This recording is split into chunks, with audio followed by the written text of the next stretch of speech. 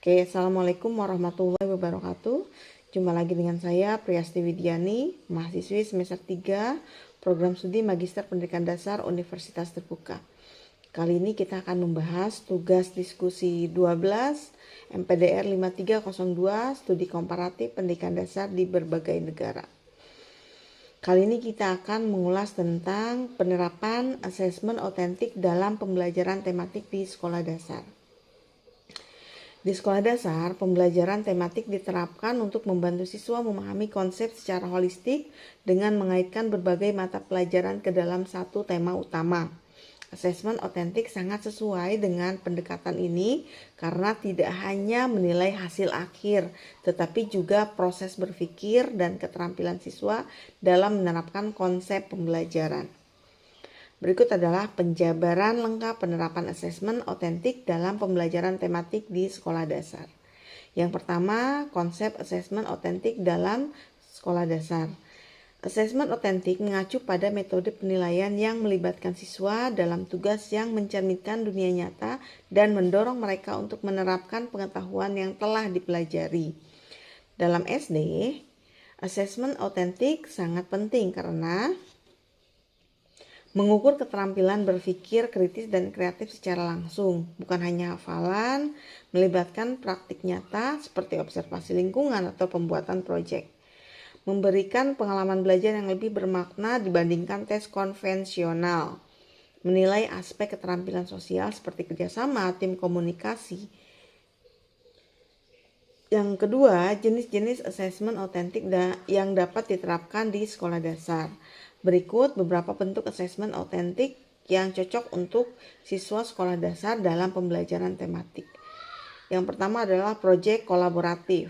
Siswa bekerja dalam kelompok untuk menyelesaikan proyek yang berkaitan dengan tema pembelajaran. Contohnya, tema lingkungan. Siswa membuat poster edukasi tentang pelestarian lingkungan dan melakukan kampanye di sekolah.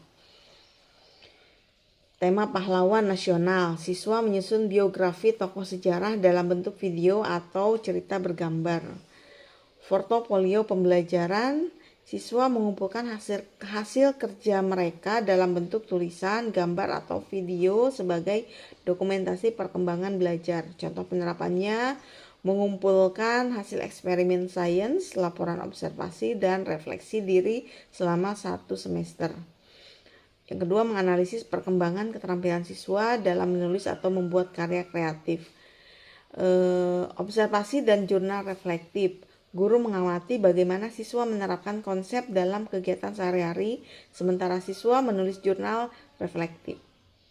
Tema gaya hidup sehat, siswa melakukan observasi terhadap pola makan mereka selama 1 minggu dan menuliskan refleksi tentang perubahannya. Tema kehidupan sosial, guru mengamati kemampuan kerja sama siswa dalam diskusi kelompok.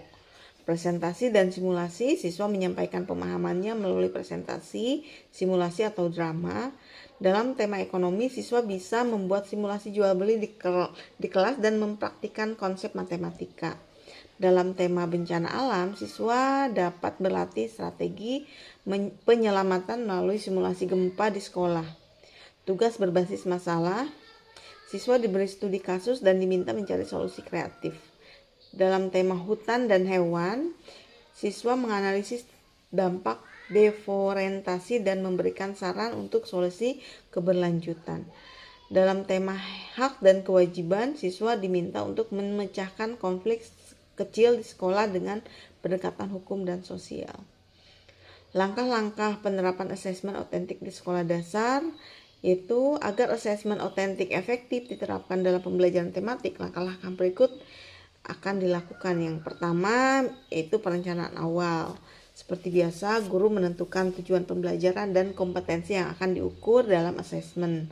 Guru memilih format asesmen otentik yang sesuai, misalnya proyek, observasi, atau simulasi.